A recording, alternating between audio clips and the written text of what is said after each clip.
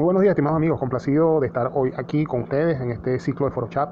Agradeciendo profundamente a la doctora Milva Javid y a la Dirección General de Cátedras Libres por esta invitación que me hacen para compartir conocimientos, experiencias y reflexiones sobre un tema álgido con un componente ético importantísimo y que hemos estado estudiando desde algún tiempo, tanto en el ámbito de las clases de ética y de ontología de la medicina veterinaria como en clases de bioética de desarrollo humano en la UCLA. Así que, sin más preámbulo, hablemos hoy sobre el desperdicio de los alimentos.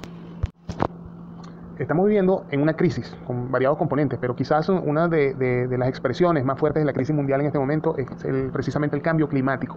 Estamos en una crisis climática, vemos unas manifestaciones fenomenológicas del clima bien marcadas, el fenómeno del Niño por un lado, la desertificación por el otro, el recalentamiento global, la pérdida de bosques, los incendios forestales, la sequía, todo eso son manifestaciones de problemas que tenemos y muchas de ellas respuestas naturales a las acciones degradantes que el hombre comete. La urbanización, el consumo exagerado de combustibles fósiles, la deforestación, la polución, la basura, la contaminación, todo eso nos lleva a un ataque permanente al clima y la naturaleza se devuelve enfrentándonos a nosotros que la estamos afectando, y eso nos lleva a esta crisis, cuyo principal componente es precisamente la crisis agropecuaria. ¿Y por qué lo llamo que es el principal? Porque la crisis agropecuaria derivada de la crisis climática compromete notablemente nuestra alimentación, porque la producción de alimentos de origen vegetal y animal se ve mermada. Otro elemento importante que debemos considerar es que a la par de ese problema climático tenemos el problema de expansión poblacional. Alcanzamos este año que pasó, en el año 2022, la cifra de 8.000 millones de personas, 10 años antes de las predicciones más certeras desde el punto de vista estadístico. O sea que el crecimiento poblacional en la Tierra es progresivo, y eso hace entonces de que tengamos algunas necesidades particulares, como es la necesidad de atender alimentariamente a todas esas personas.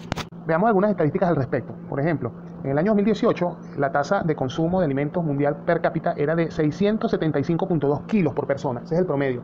Pero vemos cómo, dependiendo de los continentes, el continente o el subcontinente que tenía un mayor consumo era el norteamericano, en Estados Unidos y Canadá, que consumían aproximadamente 861 kilos, 2.36 kilos de comida por día, y lo que menos comían son los africanos, con unos 540 kilogramos anuales, lo que equivale a 1.48 kilogramos por día. En el caso de Sudamérica, el consumo medio anual era de 668.3 kilogramos por persona. Lo que más se consume es leche, trigo, arroz, carne de pollo, azúcar, vegetales, y en el séptimo lugar está la carne bovina, y por ahí van bajando el resto de los alimentos. Tenemos aquí las proyecciones de consumo global de alimentos entre 2015 y 2027. Por cada grupo vemos cómo año a año va a seguir subiendo el consumo de alimentos, por supuesto porque aumenta la población, y vemos cómo lo que más se consume es precisamente el pan y los productos de cereales, seguido de los vegetales, posteriormente los productos lácteos y los huevos, posteriormente las frutas y los nueces, y luego los snacks, cosas como papitas, como los palitos de maíz, ese tipo de cosas, y detrás de eso la carne. Fíjense cómo ahí podemos ir analizando cómo está el consumo de alimentos en el mundo, cómo va a producirse, cómo va a manifestarse en los próximos años, y la necesidad que tenemos, como lo veníamos diciendo, de tener un sector agropecuario bien sólido y con las posibilidades de producir el alimento que se necesita. Si continuamos con este problema del cambio climático, entonces vamos a empezar a tener problemas para producir estos alimentos y para sostener a la población mundial. En esta otra tabla vemos cómo es la proyección de la producción de alimentos en el mundo, y si bien es cierto de que va a tener un aumento sostenido en los próximos años hasta el 2050, las cifras que vemos aquí, comparadas con las cifras de crecimiento poblacional, cruzan unas líneas en las cuales va a haber mucha más demanda que oferta de alimentos. Por tanto, entonces, en los próximos años, hacia el 2050, según lo que dicen los expertos, solo habrá comida en el mundo para alimentar a la mitad de la población. Eso si persiste el crecimiento poblacional, si persiste la disminución de la producción de alimentos por la crisis agropecuaria, que a su vez proviene de la crisis climática, a la que se le suman también crisis como la que observamos en Venezuela, crisis de tipo político, social y económico, que deprimen aún más ese sector productivo agropecuario. Como decíamos entonces, estos problemas que también vemos de orden político, económico y sociales nos llevan a una situación bien preocupante, que es la pobreza. Y si vemos esta gráfica que presentamos a continuación, nos damos cuenta cómo el subcontinente latinoamericano es un subcontinente pobre, porque sus países tienen o presentan una gran cantidad de población que está en el nivel de pobreza. Muchos en pobreza extrema, muy pobres o medianamente pobres, según los cálculos que hacen los entendidos. Esta tabla es del año 2019. con datos del 2018-2019. Y fíjense cómo Honduras estaba a la cabeza como país más pobre de América, y esto exceptuando Haití, que es considerado un problema crítico crónico, ¿verdad? Aquí debe destacar Venezuela en el tercer lugar con un 35.6% de su población en condiciones de pobreza. Este índice todavía es de tipo economicista. Evalúan las condiciones de un país en función de los ingresos que tiene la gente, ¿no? Para catalogarlo de pobres o ricos, cuanto al salario mínimo, a la posibilidad de poder acceder a un salario fijo, a la formalidad del trabajo. Pero hoy en día la tendencia es utilizar indicadores que midan el desarrollo humano integral, y entre ellos el acceso a la educación y a otros servicios, pero también el acceso a la alimentación, que es el indicador importante en esta charla que estamos discutiendo hoy. Esta crisis climática de la que estamos hablando, que a su vez determina la crisis agropecuaria y que se ve impactada también por la crisis económica, social y política, llevan a lo que llamamos hoy en día como una crisis agroalimentaria. Tenemos un problema grave con lo que es la alimentación de la población. Si nosotros comparáramos en este momento al mundo con una aldea de 100 personas, nos daríamos cuenta que 50 de esas 100 personas estarían pasando hambre en algún momento, 20 estarían completamente desnutridas y una se hubiese muerto de hambre, 30 tendrían algo que comer siempre y 15 tendrían sobrepeso. Entonces, el desequilibrio tan grande que tenemos un problema grave de alimentación. Organismos internacionales como el Fondo o el Programa para la Alimentación Mundial de las Naciones Unidas dice que en el año 2022 345 millones de personas encararon un problema de alimentación. 50 millones entraron en una fase de emergencia en 45 países y 882.000 personas entraron en una fase de catástrofe que los llevó a morirse de hambre. De inmediato o con el tiempo, es la fase catastrófica. Solamente 152.000 personas recibieron ayuda de este fondo, y la necesidad de fondos para el año 2022 del Programa Mundial de Alimentación fueron 22,2 billones de dólares. Entonces el problema es complicadísimo. Podríamos evidenciar un poco mejor esto cuando observamos estos tres mapas que corresponden a los mapas del hambre de los años 20, 21 y 22. Fíjense, son los mapas de hambre de la FAO, la Organización de las Naciones Unidas para la Alimentación y la Agricultura. Fíjense cómo el problema de la hambruna, el problema de los problemas de la alimentación se circunscriben fundamentalmente en dos áreas, en África y en el área de Latinoamérica y el Caribe. Desafortunadamente, nuestro país sigue estando presente en los tres mapas. O sea, tenemos problemas crónicos en ese sentido. Según la FAO, 11.8 millones de personas de Centroamérica y Haití en el 2020 alcanzaron niveles críticos de inseguridad alimentaria, y un número que fue superior al 8.1 millones de personas que tuvieron la misma situación en el año 2019. O sea que la magnitud del problema del hambre es increíble.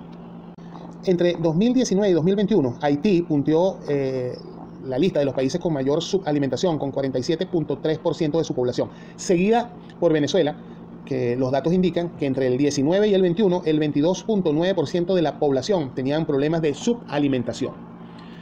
Difícil, ¿verdad? Lo vemos en esta gráfica que tienen ustedes ahí como figura 8.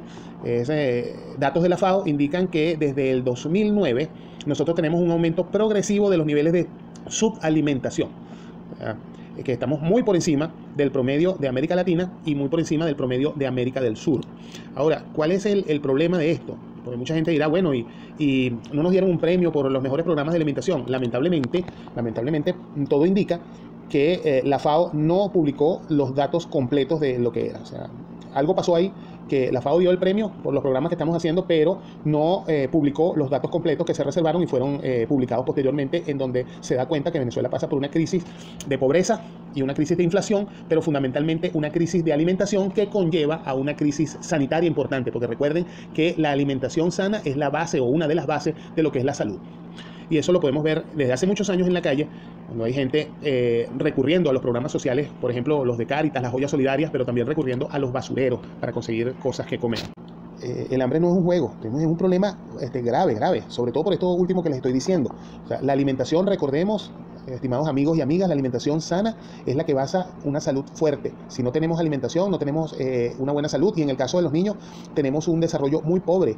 Hay algunos indicadores como el diámetro cefálico, por ejemplo, el peso de los niños, el peso y la talla, que han estado disminuyendo, comprometiendo la salud de los niños, y por supuesto estamos comprometiendo el futuro de la nación. No solamente el presente, sino el futuro de la nación, y tenemos que tener mucho cuidado con eso. Y entonces, como si no fuera suficiente la desgracia que les estoy relatando desde hace algunos minutos, ahora tenemos otro gran problema: la amenaza latente del desperdicio y la pérdida de alimentos, que es una realidad, y como les digo, es una realidad contrastante y paradójica. como lo vamos a ver más adelante. O sea, aparte de que hay una baja producción de alimentos, de que hay un aumento progresivo de la demanda de alimentos, hay una situación de pérdida y desperdicio de esos alimentos en el mundo. Veamos. En la producción de los alimentos, en su almacenamiento, en su procesado, embalaje, sistemas de transporte y distribución, hay mucha pérdida de esos alimentos. Ya vamos a hablar de cifras. Pero también hay mucho desperdicio en lo que es la cosecha, en la producción, en la venta al mayor y al detal. También los desperdicios en hoteles, restaurantes y los desperdicios domésticos. Hay tanto pérdidas como desperdicios a todo nivel de la cadena, desde la granja hasta el consumidor. Ya vamos a ver algunas cifras que nos hacen ver que el problema es alarmante también. Organismos internacionales como el Banco Mundial o la FAO ha establecido que entre un cuarto y un tercio de los alimentos producidos para el consumo humano en el año se pierden o se desperdician. Eso es increíble, eso es una cifra astronómica. Un cuarto o un tercio de los alimentos producidos. Y esto tanto en países desarrollados como en países en desarrollo, porque la diferencia no es trascendente, es apenas 56-44%, o sea que es prácticamente lo mismo en todas partes del mundo. De esto, lo que más se pierde son frutas y verduras, seguidas de raíces y tubérculos, cereales, cárnicos, granos, pescado y productos lácteos. Todo eso va a la basura. Cuando ya hablamos de pérdidas, se quedan en los campos, se botan en la basura en los sistemas de distribución, en los camiones, en los grandes almacenes, o se procesa en las casas de los restaurantes y gran cantidad de eso queda en la basura ya procesado o antes de ser procesado. Se ha estimado que aproximadamente un 45% de las frutas y las hortalizas se pierden, un 30% de los cereales, un 35% de los pescados y productos marinos, un 20% de los lácteos, un 45% de las raíces y tubérculos y un 20% de la carne vacuna o bovina. Fíjense que la mayoría de la pérdida o del desperdicio está a nivel de la producción, que es la franja azul claro que está ahí, la producción y la venta, y la menor cantidad entre los consumidores. La región del mundo con mayores pérdidas y desperdicio de alimentos son Norteamérica y Oceanía, seguidos de Europa, y después está Latinoamérica y el Asia industrializada.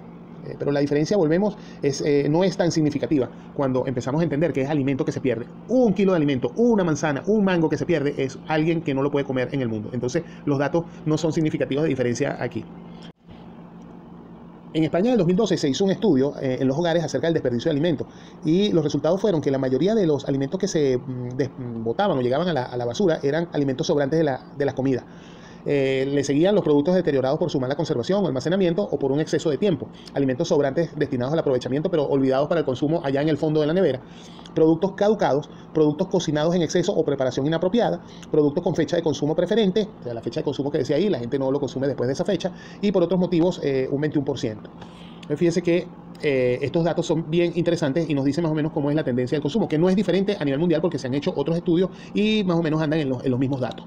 Muy bien, momentos del día en que se tiran los alimentos. Este es el mismo estudio que hizo también preguntas acerca de cuándo se botaba más comida. ¿Cuándo se bota más comida? En el almuerzo, seguido de la cena, seguido del desayuno y seguido de otros momentos del día como la merienda de media mañana o la merienda de media tarde. Otra investigación llevada a cabo en Estados Unidos entre el 2007 y el 2014 acerca de los desperdicios de alimentos en los hogares norteamericanos nos dan cuenta de que el producto que más se desperdicia son las frutas y los vegetales, seguido de los lácteos, la carne, los granos, y lo que menos se desperdicia son los huevos.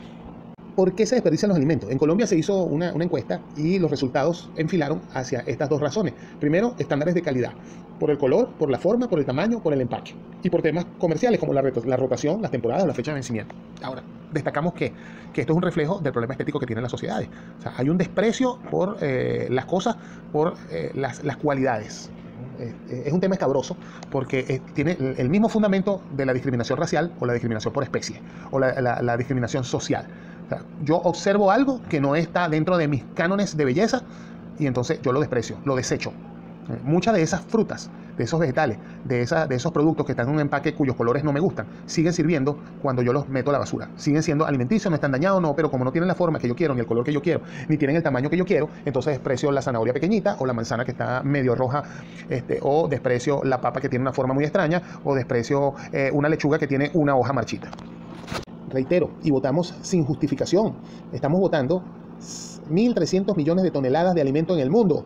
Bajo estos criterios, 1.300 millones de toneladas de alimento que pueden servirle a los 2.000 millones de personas que pueden alimentarse de esa cantidad de alimento. Dramático, dramático. Cuando botamos algo en la basura, estamos sumándole a esa cantidad de, reitero, 1.300 millones de toneladas que se botan en el mundo de alimentos cada año y que pueden servir ese número completo para alimentar a 2.000 millones de personas. Ahora, ¿cuáles son las consecuencias del desperdicio de la comida? Aparte de que dejamos de alimentar personas, de que malgastamos la tierra, los recursos, agotamos notablemente el recurso tierra, porque estamos produciendo una cantidad de alimentos, ¿verdad?, que no vamos a aprovechar. Estamos perdiendo dinero, muchísimo dinero. Es 1/3 del dinero invertido en la producción de alimentos, la que se está botando. Aumentamos la huella de carbono, aumentamos la cantidad de agua que malgastamos. Es impresionante todas las cosas que podemos hacer. La huella de carbono es lo que nosotros aportamos al efecto invernadero. Claro, todas las acciones del hombre aportan carbono al efecto invernadero, pero cuando nosotros desperdiciamos las cosas que fabricamos, entonces es doble el pecado, además de que desperdiciamos agua. Todas esas cosas contravienen los objetivos del milenio, el objetivo 13 de la acción por el clima, el objetivo 12 de la producción responsable o el objetivo 6 del saneamiento del agua. O sea, estas cosas nunca vamos a llegar a completamente a cumplir esos objetivos del milenio mientras estemos nosotros desperdiciando alimentos. Se piensa, según algunas estadísticas que han manejado los organismos internacionales también, porque no solamente es Naudi Trujillo hoy conversando con ustedes en esto, es una preocupación que ronda el mundo, porque se agrava cada día más el problema. 40 billones de litros de agua, que equivalen más o menos imagínate, 40 billones de litros de agua, con eso se puede beber muchísima agua. 36.8 mil kilotoneladas de carbono se producirían en los desperdicios, para los desperdicios, la pérdida de tierras cultivables, el dineral que estamos perdiendo. Es impresionante, de verdad. Se piensa que ese desperdicio alimentario, al final de cuentas, causaría el 10% de los gases de efecto invernadero que complican el cambio climático. Entonces no solamente es que por cambio climático nosotros no podemos producir alimentos, sino que los que producimos, el 10% de los que producimos, como van a pérdida, producen efectos de invernadero que producen cambio climático. Por tanto, es necesario que nosotros empecemos a reflexionar sobre este tema, a discutirlo, como esta discusión que tenemos hoy. Agradecemos de nuevo a la Dirección de Cátedras Libres por aceptarnos la propuesta de llevar a la palestra este tema y discutirlo con ustedes. Necesitamos prevenir urgentemente esta situación, porque se nos puede descontrolar y las consecuencias serían terribles. Necesitamos empezar a alinearnos verdaderamente con los objetivos del desarrollo sostenible, con la Agenda 2030. Tenemos que consustanciarnos con los objetivos de hambre cero, de salud y bienestar, de producción y consumo responsable, de ahorro del agua. Y desde nuestras vidas, desde nuestras casas, pudiéramos empezar a hacer cosas como, por ejemplo, establecer que para nosotros el no desperdicio de la comida es una forma de vida en nuestras casas. Empezar a analizar qué estamos haciendo y qué podemos cambiar. Y ya le vamos a dar unos tips al respecto. Hay que hacer de estas cosas un estilo de vida. O sea, hay que empezar a entender que no podemos botar alimentos. Y eso convertirlo en un estilo de vida. Entonces, podemos empezar por planificar las compras. O sea, ¿qué voy a comprar? ¿Cuánto voy a comprar? Para que no se desperdicien cosas en la nevera, para que no se nos dañen. Sabemos comprar lo que necesitamos comer, lo que en el tiempo podemos comer, de manera de que no se desperdicie nada. Pudiéramos aprovechar inclusive para hacer una dieta más balanceada, para adecuar las porciones de alimentación. Podemos, si igual nos sobra comida, establecernos un programa de donación de excesos, de excedentes. O sea, si nos va a sobrar una comida y vemos que corremos el riesgo de que se va a dañar, podemos donarla, o podemos, ya sea cruda o preparada. Hay mucha gente que necesita algo que comer. Almacenar los alimentos refrigerándolos o teniendo presente las recomendaciones para la refrigeración óptima de esos alimentos. Otras cosas que podemos hacer es conservarlos adecuadamente, cocinar con nuevas recetas, aprovechar al máximo los alimentos.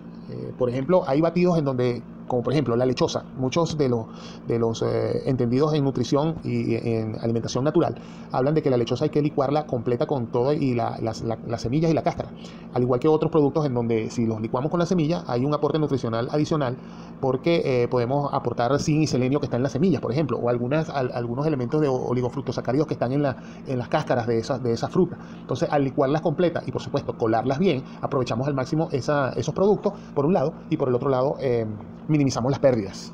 Otras cosas que podemos hacer, por ejemplo, es planificar los menús de la comida de la semana y en función de eso entonces hacer las compras.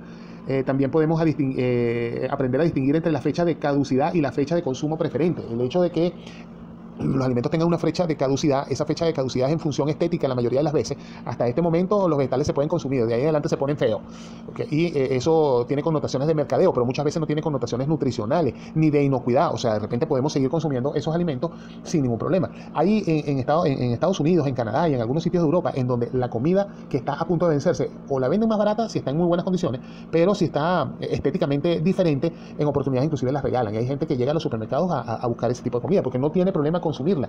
El problema, como le digo, es un problema de comercialización. Otro elemento importante también es no servirte demasiado. O sea, tú debieras saber cuánta comida come. En los self-service es impresionante cómo la gente se atiborra la bandeja de comida mucho más allá de una capacidad normal de una persona. O sea, tú debieras saber cuánto come. Ah, es un buffet donde puedes comer lo que tú quieras. Entonces, pasa mucho y se ven los rodicios. La gente come. Llega un momento en que casi que salen enfermos a vomitarse de tanto que come. O sea, come poco. Porque después lo que tienes en el plato va para la basura. Si tú ves que hay unos vegetales que ya se están poniendo marchitos o arrugados en tu nevera, licúalos todos y los metes en una sopa, hiérvelos todos, los licúas y haces una crema de vegetales riquísima. Así no lo vas a ver si tu problema es estético, ¿verdad? Haces una crema totalmente nutritiva. Si son frutas que están muy maduras o que están arrugadas o secas, que están en el refrigerador, agárralas y convierte eso en frutas, en mermelada. Si son unos tomates que están muy pasados, haz unas salsas. Es impresionante caminar en Barquisimeto por el centro, por lo que llaman el antiguo Manteco, el mercado Manteco, por la zona de los chinos. Estoy hablando de pleno centro de Barquisimeto, y ver cómo en cualquier esquina tú ves el poco de frutas en la basura. Muchas frutas, guayabas, manzanas, peras, lechosas, de los vendedores ambulantes que van desechando lo que les queda. Toda esa cosa que está ahí antes de que se pusiera tan deteriorado, pudieran haberse convertido en unas compotas, en unas mermeladas o unas salsas increíbles que mucha gente pudiera comer. Pero no rematarlas es de verdad un pecado. No regalarlas es más pecado todavía. Cuando el pan se pone un poco duro, mójalo en agua y lo tuestas.